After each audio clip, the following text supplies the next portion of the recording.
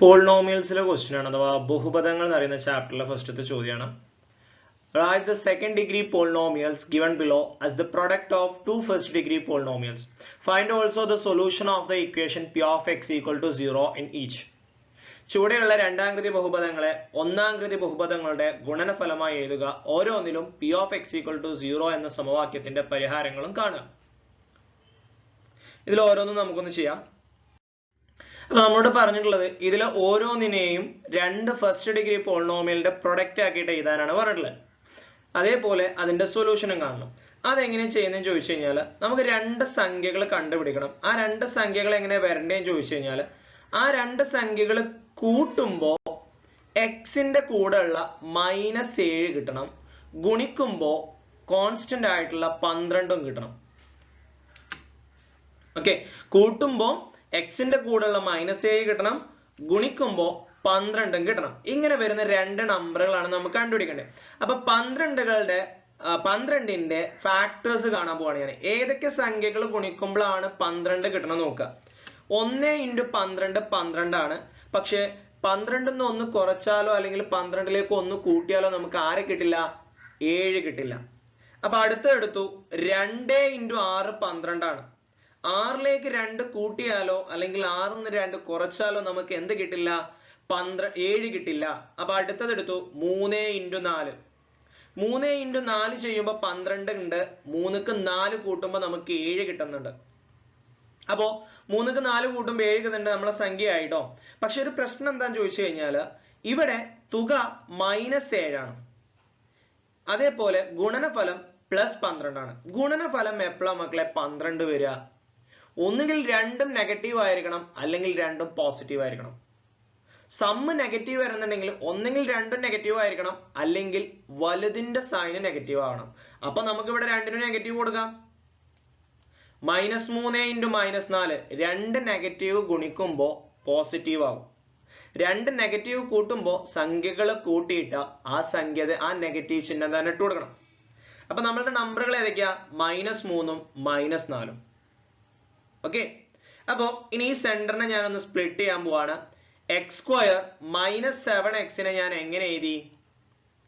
-3x -4x +12 എഴുതി. അവിടുന്ന് ഇതിന്ന് എക്സിനെ പുറത്തെടുക്കുക. ബാക്കി ഇവിടുന്ന് ഒരു x പോയ ബാക്കി ഒരു x, ഇവിടെ ഒരു -3, ഇവിടുന്ന് ഒരു -4നെ പുറത്തെടുത്തു. അപ്പൊ ഒരു x -3. x -3 രണ്ടിലും കോമൺ ആണ്. അപ്പൊ x -3 ആൻഡ് x -4. നമുക്ക് ഇത്രയും സ്റ്റെപ്പ് ചെറുതാക്കിയിട്ടും വേണമെന്നുണ്ടെങ്കിൽ എഴുതാട്ടോ. എല്ലാത്തിലും ഞാനിത് എഴുതിയിട്ടുണ്ട്, പക്ഷെ നമുക്ക് ഇനി ഇത് കുറച്ചിട്ടൊന്ന് പറയാം. കാരണം ഇവിടെ തന്നെ നമുക്ക് എഴുതാൻ പറ്റും -3 -4. അപ്പൊ എങ്ങനെ എഴുതാം? x -3 x -4. ഓക്കെ, അപ്പൊ x² -7x +12 = x -3 and x -4. ഇനി ഇതിന്റെ സൊല്യൂഷൻ കാണാൻ പറഞ്ഞല്ലോ. അപ്പോ x -3 = 0 എന്ന് എടുക്കുക. അതിന് x = 3 എന്നും കിട്ടും. x -4 = 0 എന്ന് എടുത്താൽ അതിന് x = 4 ഉം കിട്ടും. അപ്പൊ സൊല്യൂഷനും ആയി. ഇനി രണ്ടാമത്തത് x² +7x +12. ഈ വീഡിയോ ഒന്ന് പൗസ് ചെയ്തിട്ട് നിങ്ങൾ സ്വന്തമായിട്ടൊന്ന് കണ്ടുപിടിക്കുക, എന്നിട്ട് നിങ്ങൾ ആൻസർ ചെക്ക് ചെയ്യുക. ഓക്കെ, നേരത്തെ പോലെ തന്നെ സമ്മ് 7 കിട്ടണം, പ്രൊഡക്റ്റ് 12 കിട്ടണം. നേരത്തെ നമ്മൾ ചെയ്ത പോലെ തന്നെ 1 × 12 പറ്റില്ല, 2 × 6 പറ്റില്ല, 3 × 4 പറ്റും. 3 × 4 12 ആണ്. 3ഉം 4ഉം കൂട്ടിയാൽ എത്രയാണ്? 7 ആണ്. ഓക്കെ, അപ്പോൾ ഞാൻ എല്ലാത്തിലും അത് സ്പ്ലിറ്റ് ചെയ്യുന്നത് എഴുതിയിട്ടുണ്ട്. അല്ലാതെ തന്നെ നമുക്ക് ആൻസർ ഒന്ന് പറഞ്ഞിട്ട് ഞാൻ കാണിച്ചു തരാം. രണ്ടും പോസിറ്റീവ് ആണ്. അപ്പോ x +3 അതേപോലെ x +4 ഇങ്ങനെ എടുത്താൽ മതി. ഇതാണ് നമ്മളുടെ factors. Okay, x² +3x +4x +12 കിട്ടും. അതിന് എക്സിനെ പുറത്തെടുക്കുക. x +3 × x +4. കണ്ടോ, ഇത്രയും എഴുതിയിട്ടില്ലെങ്കിലും കുഴപ്പമില്ല. സ്പ്ലിറ്റിംഗ് ദ മിഡിൽ ടേം എന്നാണ് ഈ മെത്തേഡിന് പറയാട്ടോ. അതായത് x +3 ആൻഡ് x +4 എന്ന് കിട്ടും. പിന്നെ നേരത്തെ പോലെ തന്നെ സൊല്യൂഷൻ കാണണം. അപ്പൊ x +3 × x +4 എടുക്കുമ്പോൾ x +3 = 0, x +4 = 0. അതിന് x = -3 എന്നും കിട്ടും, x = -4 എന്നും കിട്ടും.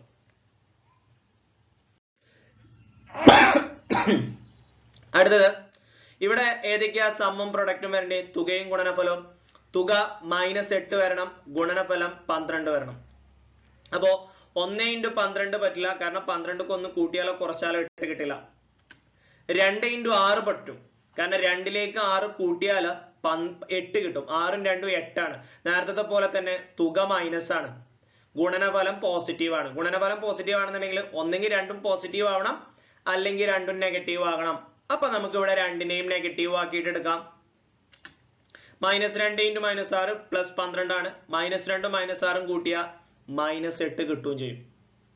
ഓക്കെ, അപ്പൊ ഇവിടുന്ന് ആൻസർ ആയിട്ടോ ഞാൻ സ്പ്ലിറ്റ് ചെയ്യുന്ന എഴുതിയിട്ടുണ്ട്. അപ്പൊ സ്പ്ലിറ്റ് ചെയ്യാതെ നമ്മൾ ആൻസർ ചെയ്താണെന്നുണ്ടെങ്കിൽ നമുക്ക് എങ്ങനെ എഴുതാം?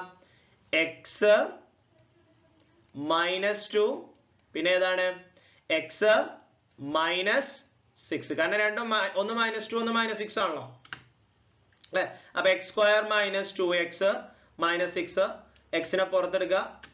ഓക്കെ, കണ്ടോ, x -2 x -6.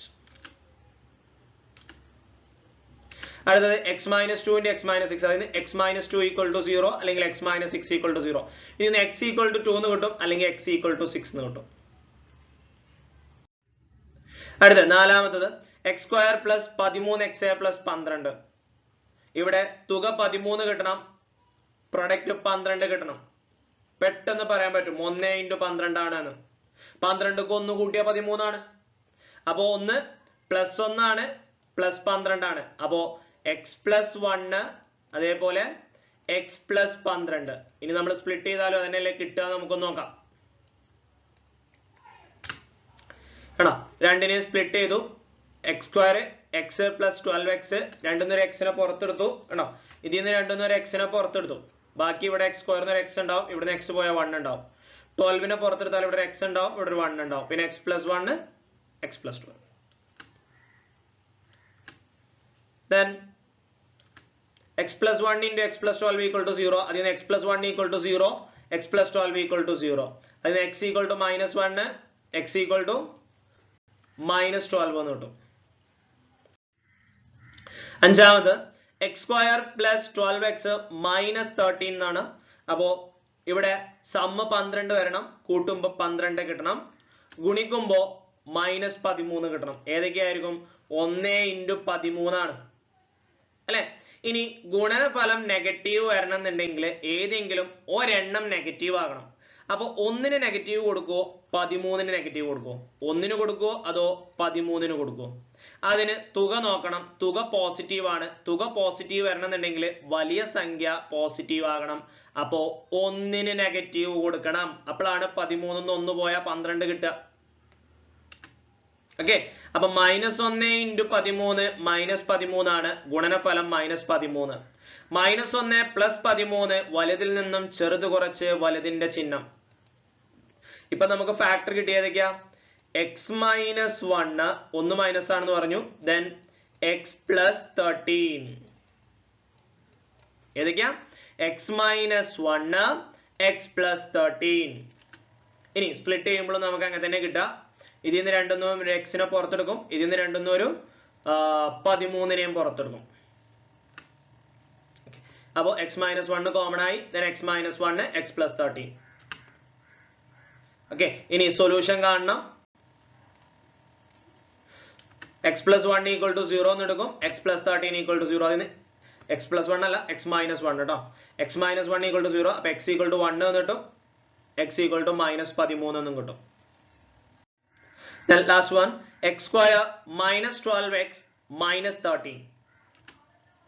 തുക -12 കിട്ടണം, പ്രൊഡക്റ്റ് -13 കിട്ടണം. അപ്പൊ 1 × 13 13 ആണ്. പക്ഷെ ഒരെണ്ണം നെഗറ്റീവ് ആയാലേ എന്താവുള്ളൂ? പ്രൊഡക്റ്റ് മൈനസ് ആവുള്ളൂ. ഇവിടെ തുകയും മൈനസ് ആണ്. അപ്പോ വലിയ സംഖ്യ നെഗറ്റീവ് ആകണം. അപ്പൊ വലുതിൽ നിന്നും ചെറുത് കുറച്ച് വലുതിന്റെ ചിഹ്നം കൊടുക്കും. അപ്പൊ ഇവിടെ ആർക്ക് മൈനസ് കൊടുക്കണം? 13ന് മൈനസ് കൊടുക്കണം.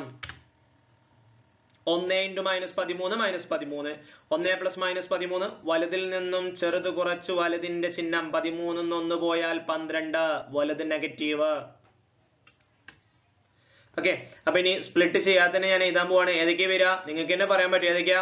x + 1 x - 12 x + 1 x -12 അല്ല -13 അല്ലെ, +1 മൈനസ് 13 ആണ്. അപ്പൊ എക്സ് പ്ലസ് 1 ഉം എക്സ് മൈനസ് 13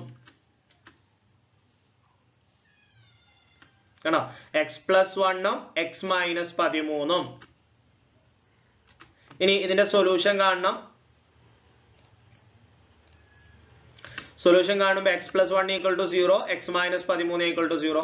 അതിന് എക്സ് ഈക്വൽ ടു -1 എന്നും കിട്ടും, എക്സ് ഈക്വൽ ടു 13 കിട്ടും. ഓക്കെ, ഇതാണ് നമ്മുടെ പോളിനോമിയലിലെ ഫസ്റ്റത്തെ വരുന്നത്. നമ്മൾ രണ്ട് സംഖ്യകൾ കണ്ടുപിടിക്കുക, ഗുണനഫലം തുക എന്ന് വരുന്ന രീതിയിൽ. നിങ്ങൾക്ക് മനസ്സിലായെന്ന് കരുതുന്നു. Okay, thank you.